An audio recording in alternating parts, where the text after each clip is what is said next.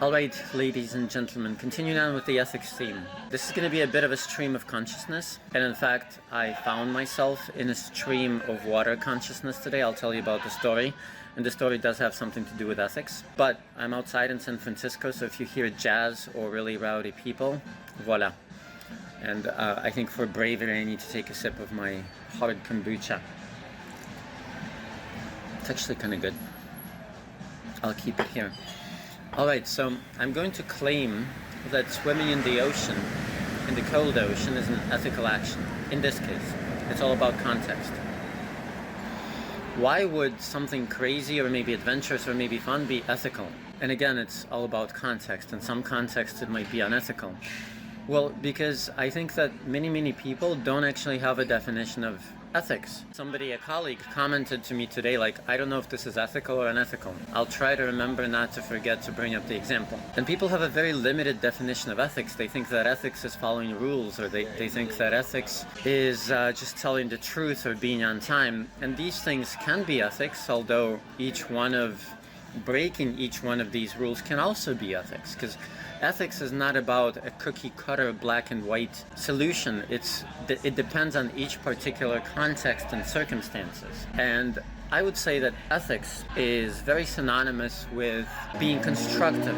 See, you get the real McCoy here. Maybe we won't even cut this out because it's real. It's San Franciscan. Ethics is about being constructive about constructive goals. So, for example, if I have a goal to be an athlete and be brave and swim in cool water and waves and currents, then I should be training every day. So it was ethical for me to swim in the ocean. Plus, it put me in a good mood, which means I'm recording this video. Otherwise, maybe I wouldn't have. And this video will be loved by a lot of people and hated by some people. You know, we need to give people a chance to hate. I mean, why not? So that's part of ethics. Let me take up something else I wanted to take up. Probably the most serious point will come at the end.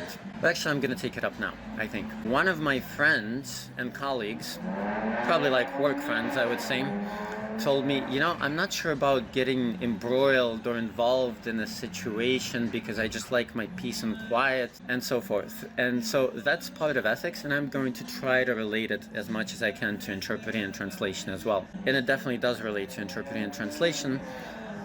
But many people, including myself, we've all done this, is we kind of shy away from an unethical situation, even though we know it's unethical, because we just don't want any trouble, or we want to keep our peace and quiet. But this particular friend said it was actually a translation-related situation. I don't want to get involved in it because, like, I like my peace and quiet. But you know what? The most egregious unethical situations in the world, like the Holocaust, like the Ukraine war right now, like many other things, were perpetrated not by bad people, that too, but by good people adopting the see no evil, hear no evil attitude towards bad occurrences. They see something and they say somebody else is going to take care of it. They see something and they say that's not my problem. They see something and they say, oh, that's not that bad. They see something and they say, I'll lose my job or I'll lose my reputation if I get involved. And therefore the evil continues, and it grows and it grows and it grows, and out of a sea urchin it becomes some sort of a, what's the worst monstrous creature alive? I don't know, whatever. You know what I mean? So how does that relate to translation interpreting? Well, for example, let's say that you see a colleague make a mistake. Do you interfere or not? Actually, a high caliber interpreter was speaking at an ATA conference once about booth ethics, and she said it's unethical to correct your partner. You know, I beg to differ. It might be unethical to correct your partner midstream when they're interpreting and make them look bad, of course. But if it's something important, it's unethical not to correct them, because that mistake is going to be continued in every single interpretation they do, possibly, you know, and people are going to get wrong definitions and wrong translations, so why would it be unethical? She probably thought it was unethical because maybe she didn't have the communication skills to present it in the right way, or maybe she did. But that's an example of where etiquette gets confused with ethics. It might be wrong according to booth etiquette, but she was speaking about ethics. And in, I would say, 99.9% of situations, it is unethical not to do something rather than do something. If you see it in England, you know, they have this motto, in the subway and everywhere, see it, say it, sort it. And they're saying, like, report it to the authorities, which is better than nothing. But it's better to actually just tackle it yourself if you can. So that's a big part of ethics, is not ever going blind to something bad happening around you, even if that bad is just a little bit, because a little bit becomes a lot very fast, you know? And sometimes all it takes is just voicing your disagreement, like saying, you know, I don't agree with what you're doing. I did that several weeks ago, and the person who has actually turned out to be a very ethical person, she changed her attitude. And sometimes that's all it takes. So that's a big part of ethics. Another part, or another aspect that just came up, another work friend of mine said, sometimes you get these, you know, conflict of codes. She was like, well, I'm not sure if this information is confidential or not.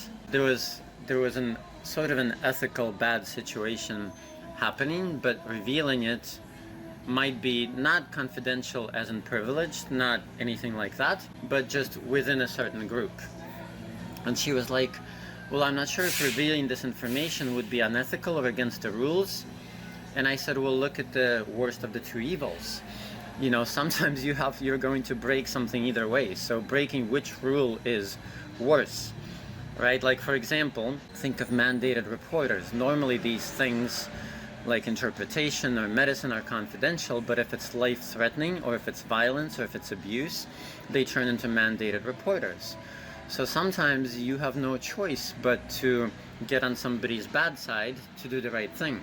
And then just don't think of what is whose bad side you're going to get on, but what is the right thing. I'm not saying like to become a rule breaker like me. No, I'm not necessarily a rule breaker.